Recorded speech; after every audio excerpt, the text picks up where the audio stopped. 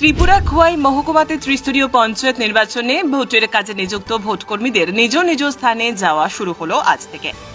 বৃহস্পতিবার ত্রিপুরার 2024 সালে ত্রিস্তরীয় পঞ্চায়েত নির্বাচনকে সামনে রেখে ত্রিপুরা খোয়াই আরডি ব্লক অফিসের সামনে থেকে বিভিন্ন বুথে ভোটারদের ভোট গ্রহণ করানোর জন্য ভোটকর্মীরা ভোটের বিভিন্ন সামগ্রী নিয়ে বুধবারই নিজ নিজ স্থানের উদ্দেশ্যে রওনা দিয়েছেন।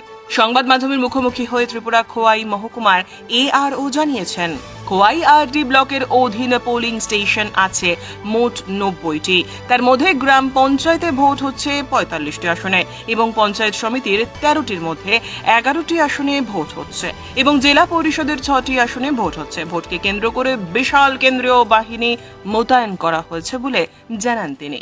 টোটাল আমাদের খোয়াই ব্লকের টোটাল এখানে পুলিশ স্টেশন আছে 90টা।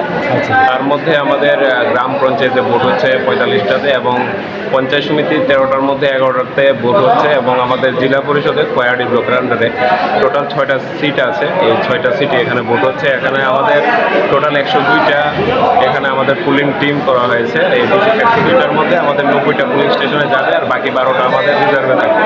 তো এখনো পর্যন্ত প্রায় 80টার মতো টিম মুভমেন্ট করে ফেলেছে আর 10টার মতো টিম বাকি আছে। তারাও এখন নিচ্ছেন, লাইনে আছে।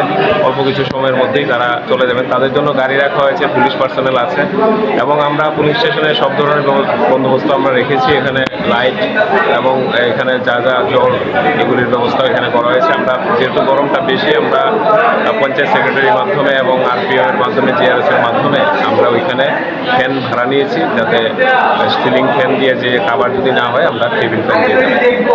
আগামীকালকে প্রচন্ড গরম, এই বলে ভোটারদের জন্য স্যার মানে কি পদক্ষেপ গ্রহণ করছে? আমরা তো ভোটারদের জন্য এমন কিছু নিতে পারি না। আমরা পানীয় জল রেখেছি সব জায়গাতে, ওইটা ছাড়া আমরা আর অন্য কিছু পারবো না।